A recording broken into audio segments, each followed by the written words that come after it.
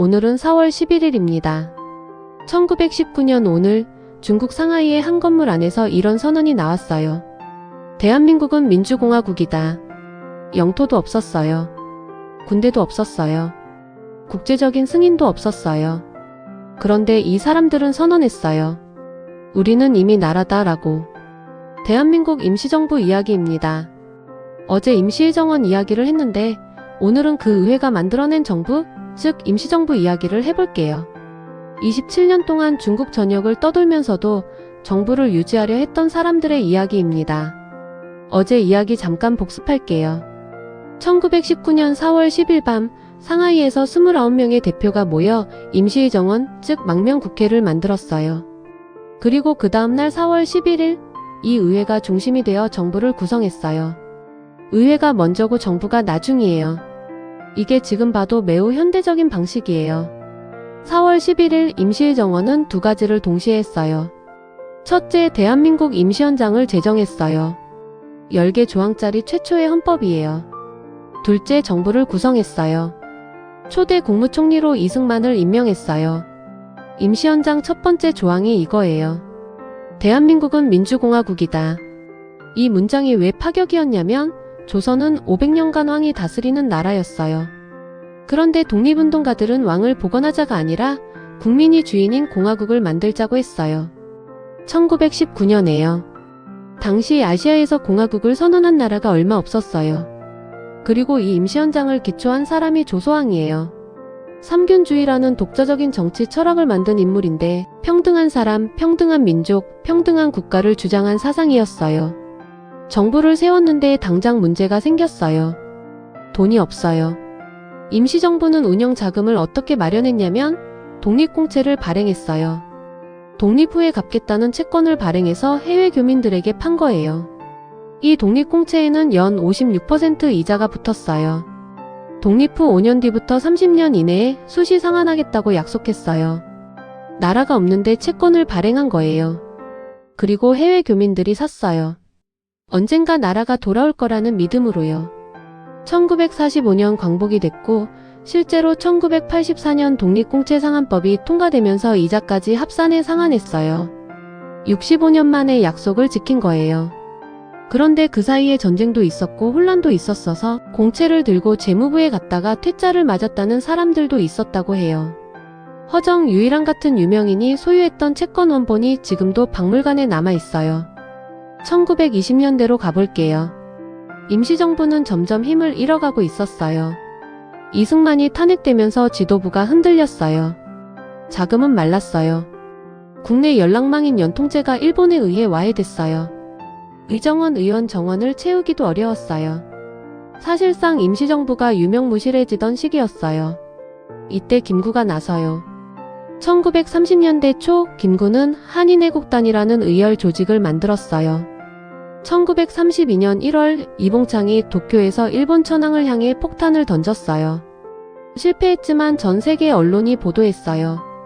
그리고 1932년 4월 29일 윤봉길이 상하이 홍커우 공원에서 일본군 수뇌부가 모인 행사장에 폭탄을 던졌어요.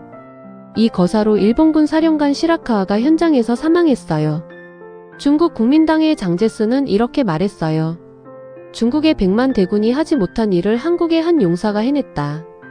이 한마디가 임시정부를 살렸어요. 중국 국민당 정부가 본격적으로 임시정부를 지원하기 시작했어요. 세계 각국 언론이 임시정부의 존재를 알게 됐어요. 그런데 이 거사 이후 일본은 김구에게 현상금 60만 원을 걸었어요. 그리고 임시정부 요인들은 급히 상하이를 떠나야 했어요.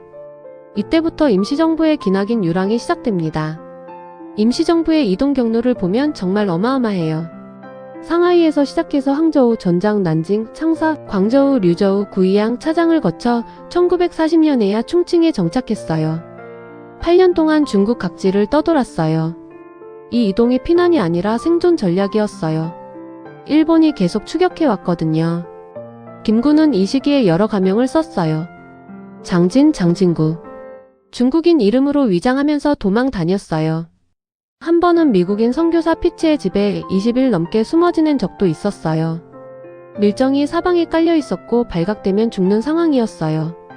그렇게 떠돌면서도 임시정부는 회의를 멈추지 않았어요. 기록을 멈추지 않았어요. 왜냐하면 언젠가 나라가 돌아오면 이 기록이 국가의 기초자료가 될 거라고 믿었기 때문이에요. 실제로 임시정부가 남긴 문서와 기록은 지금도 대한민국 역사의 중요한 자료예요.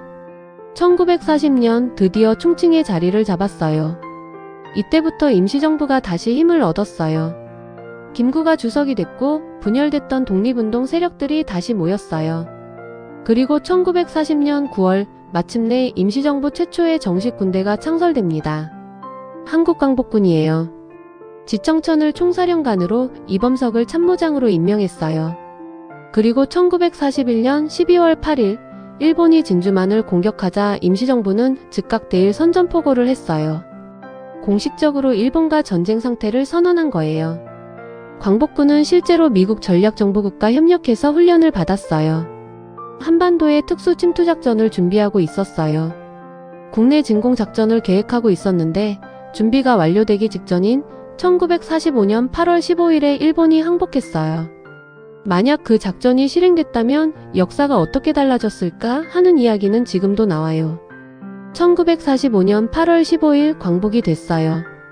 27년 동안 임시정부가 추구하던 목표가 이루어진 거예요. 그런데 귀환이 쉽지 않았어요. 미군정이 임시정부를 공식정부로 인정하지 않았어요.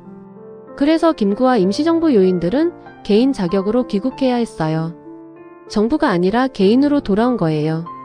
1945년 11월 김구는 27년 만에 조국 땅을 밟았어요. 그런데 국내 정치 상황은 복잡했어요. 남북분단, 미군정, 좌우대리. 임시정부가 그대로 국가로 이어지지 못했어요. 임시정부 법통은 계승됐지만 임시정부 인사들이 직접 새 나라를 이끌지는 못했어요. 저는 이 이야기를 정리하면서 계속 이런 생각이 들었어요. 이 사람들이 대체 무엇을 믿고 27년을 버텼을까? 영토도 없고 군대도 없고 국제적 승인도 없었어요.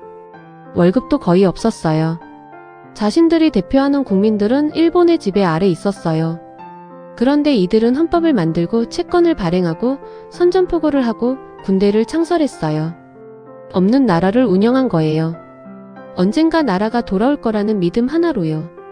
그리고 그 믿음이 현실이 됐어요. 오늘날 대한민국 헌법은 이렇게 말해요. 대한민국은 30일 운동으로 건립된 대한민국 임시정부의 법통을 계승한다. 대한민국의 시작은 1948년이 아니에요. 1919년이에요. 4월 11일 상하이에서 선언된 그 말. 대한민국은 존재한다. 그 선언이 오늘날까지 이어지고 있습니다. 오늘도 시청해주셔서 감사합니다. 내일 또 다른 이야기로 찾아오겠습니다.